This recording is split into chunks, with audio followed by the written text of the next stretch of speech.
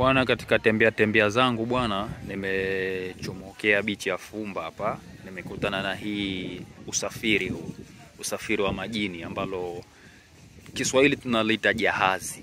Umeona? Kisikia kuna tamasha la nchi za jahazi Zanzibar, jahazi yenyewe ndo hii. Na ile hapa nyuma unaloliona hili ni tunaita skani.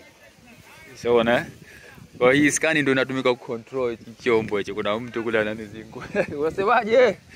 Unaona, ni urithi kutoka kwa Waarabu, huko ndani mnaingia watu.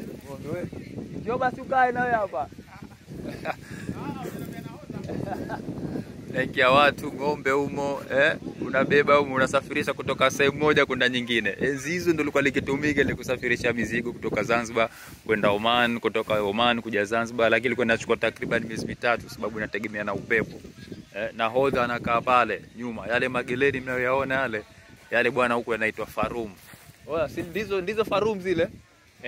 Zile zinaitwa farum zile. Kwa zile zinasaidia kutia uzito kidogo nyuma, boti fanye ama jahazi fanye kama kuingia chini ili hizi huku ipate balance nzuri ya kuweza kuicontrol.